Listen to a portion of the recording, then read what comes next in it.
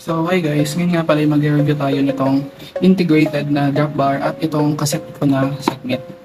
So tara, simulan na natin. Para sa kukumpleto sa upgrade natin is itong drop bar. Ito nga pala ay yung Sagmit Racing Pro 4.0. Integrated na siya, so meaning naman pinagsama na yung drop bar at stem niya.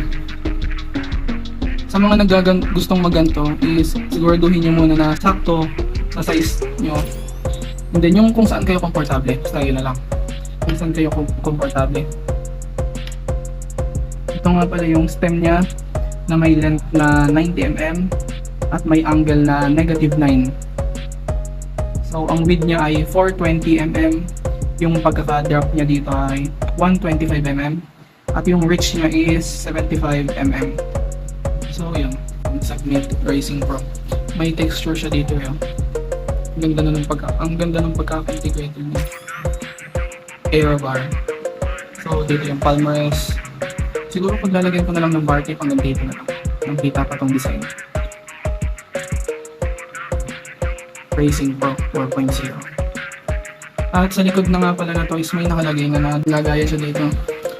So dito na siya i-direct na school. Ito ang Sagmit Racing Pro 4.0 integrated drop bar natin. So ngayon punta naman tayo sa cassette. Sa ating cassette sprocket. Ito yung Sagmit cassette sprocket na 10 speed 11 by 30 teeth. So may explanation ako dito kung bakit 30 teeth lang. Pwede ko naman gawing 34.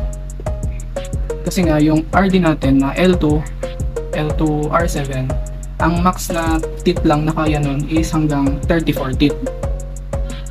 So total nung nagpalit tayo ng pulley, from stock niya ay 11 dun sa taas at baba, ginawa natin siyang 13 teeth yung pulley.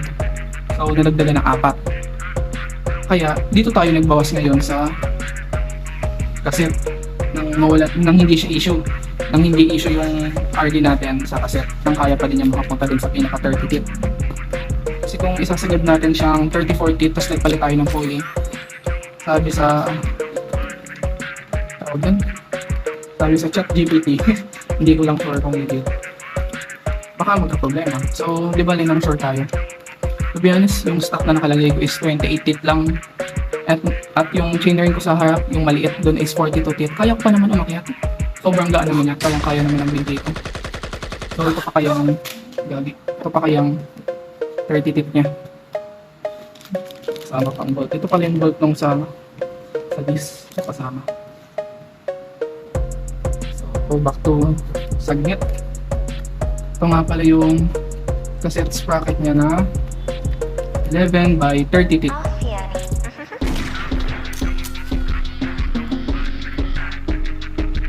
Ang weight niya dito ay 305 grams. Wala tayong timbangan para tunayan kung accurate na yun, pero bahala na sila. So, bagay na bagay. Makakapag kulay silver tayo nito. Anti-ano na din yata ito eh. Nabasa ko sa description nila. Anti-rust. So hindi na siya basta-basta kakalawangin. Ito yung lock niya. Itong lock niya, hindi ko lang sure kung alloy ba to or bakal. Check natin. Bakal lodi. So itong naman natin, itong chain, bakal kung pinaka 11 teeth. Itong 12 teeth, bakal din. So on and so forth, bakal siya lahat. Bakal siya.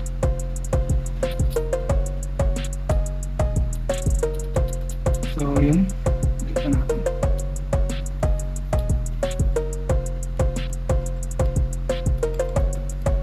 So makakapag-ano na ito, gagaan na lalo yung bike natin na ito. Tanggal si Loli.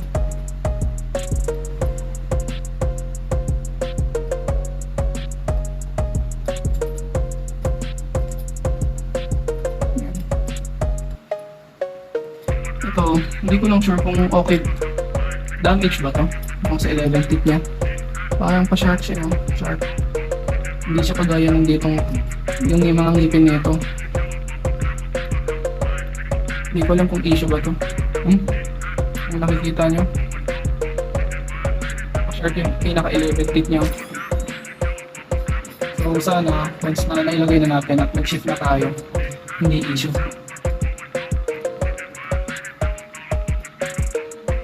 So yan. Wait lang, bago ko makalimutan.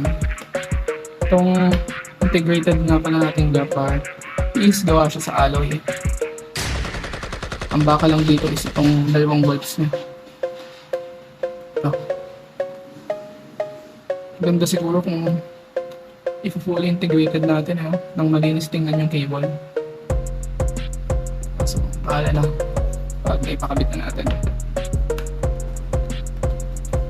So, yan. So, yun nga pala ang ating Submit. Dalawang Submit na brand. Submit Racing Pro 4.0 integrated gap bar. At ang ating Submit cassette sprocket na may 10 speed 11 by 30 tip 500 grams. So stay tuned na lang sa next video kung saan papakamit na natin to lahat. So kung nagustuhan nyo, please like and subscribe to my channel. Yun lang. Bye!